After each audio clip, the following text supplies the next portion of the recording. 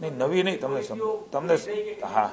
તમને સમજાવું. જીએમબીને પણ દરેક સમયે કોઈ 10 વર્ષ 5 વર્ષની પોલિસી બનતી હોય છે. આઈટી પોલિસી 5 વર્ષની બની હતી, સેમિકન્ડક્ટર પોલિસી 5 વર્ષની બની હોય, જીએમબીની બની. આ સતત ચાલતી ઇન્ડસ્ટ્રીઝમાં પ્રક્રિયાઓ છે. એ પોલિસીઓ દર વર્ષે 26માં, કોઈ 4 વર્ષમાં, 3 વર્ષની, 5 વર્ષની એ બનતી હોય છે. એટલે સામૂહિક સૂચના આપી છે કે તમારા વિભાગમાં આ પ્રકારની પોલિસી બનતી હોય ત્યારે કઈ વાર વિભાગ છેલ્લી ઘડીએ દોડાદોડી કરતા હોય, એના બદલે 6 મહિના પહેલાથી તૈયારી કરીએ તો વધારે સારી પોલિસી બનાવીને રાજ્યની જનતામાં કામ લાગે. Thank you.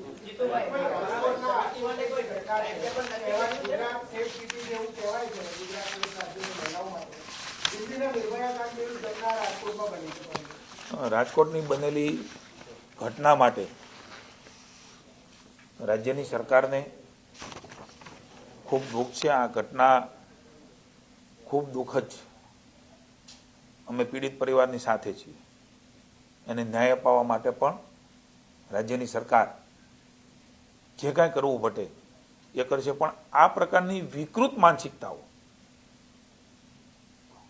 હું આ પ્રકારની માનસિકતાવાળાને ચેતવું છું કે હવે નરેન્દ્રભાઈ મોદીની દેશની જનતાના આશીર્વાદથી બનેલી સરકાર છે, નહીં કે કોંગ્રેસના આશીર્વાદથી.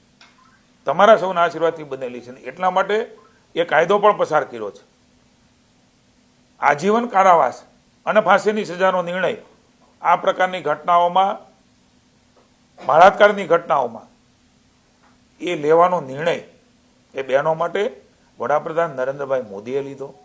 રાજ્યની ભૂપેન્દ્રભાઈની સરકાર અને નાયબ મુખ્યમંત્રી જે ગૃહમંત્રી તરીકે પણ રાજ્યમાં ભૂતકાળમાં રાજ્યકક્ષાના હતા, હવે કેબિનેટ ગૃહપ્રધાનનું પદ ચલાવે છે.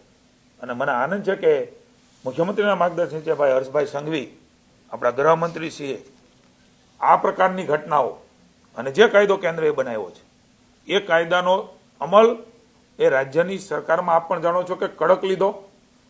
10 દિવસમાં, 8 દિવસમાં, મહિનામાં, 60 દિવસમાં એ કેસમાં ચાર્જશીટ થઈ અને અનેક લોકોને ફાંસી અને આજીવન કારાવાસની સજા એ ગુજરાતની નામદાર કોર્ટે આપી, સુપ્રીમ કોર્ટે એને માન્ય રાખી. આ જે ઘટના બની છે દુઃખદ ઘટના છે. અમે એને વખોડીએ છીએ. અમે પરિવારની સાથે છીએ. મેં ત્યાં અધિકારી સાથે વાત કરી છે. નાયબ મુખ્યમંત્રીએ કડક સૂચના આપી છે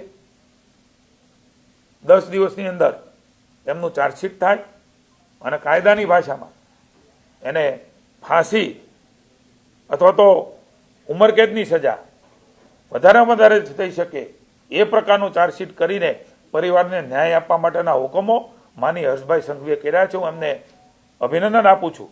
કદાચ ઘટના બની ગઈ છે, દુઃખદ છે, પણ એની પાછળના નિર્ણયો કરીને આ પરિવારને સજા મળે ત્યાં સુધી નાયબ મુખ્યમંત્રી પાછળ રહેવાના છે.